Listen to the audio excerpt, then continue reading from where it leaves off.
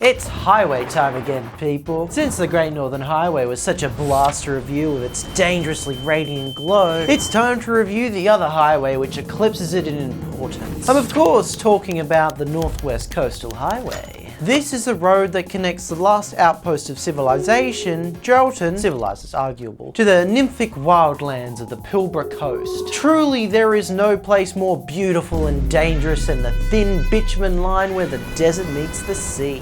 Once you travel to Geraldton, probably stopping by the Badgie to potentially get accosted by peacocks while peeing out your fluids, you then need to keep heading north. Make sure to take Chapman Road to reach the Northwest Coastal so that you can reduce the risk of encountering the dangers of Rangeway. This way you'll get to pass probably the saddest place on earth, an inverted Disneyland of a satellite town known as Drummond, whose eroding beach embodies the spirit of Zewick and the gums of your blackened, not covered by Medicare teeth. This is where the fun begins. Besides Northampton, there will be nothing resembling settlements from this point forward. The comfort of overtaking lanes will soon diminish as the inference phase of anything other than cargo, roadkill, and the ghost of Dutch explorers foolishly big shaman this quaint land for being flat. That's if it was a normal day. But the grey nomads had sensed something today. The old and wise natives of our warm red earth who roam the country from coast to coast in their camper vans. They have a special sense, you see. Whether through innate power or GWN7 news, armies of them scoured this road I rode with intent to bear witness to something of the greatest astrological significance. I was off to see an eclipse, you see. But one thing I learned after getting my face burnt by a black hole is that the real interesting thing about trips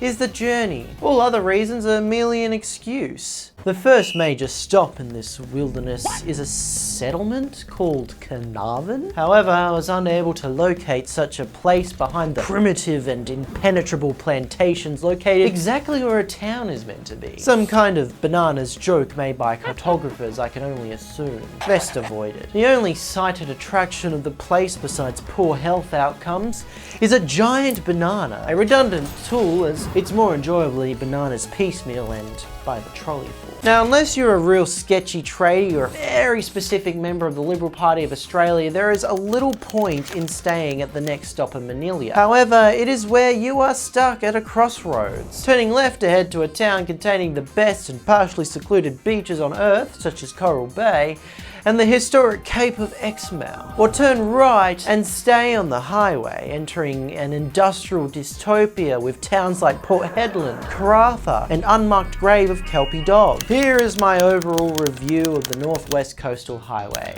A far more bushy, far more white road than other highways like the Great Northern. What I found most fascinating about it was just how much less car wrecks there are. Where the Great Northern Highway has a grungy Mad Max feel, the Northwest Coastal Highway feels like an actual resort trip. In fact, the only crash I'd actually seen on the coastal was a tourist crash that happened on the same day, but the crashers were still exchanging information. Solid highway, 7.8 out of 10. Much more wet. Don't sleep in your car unless you want bad knees.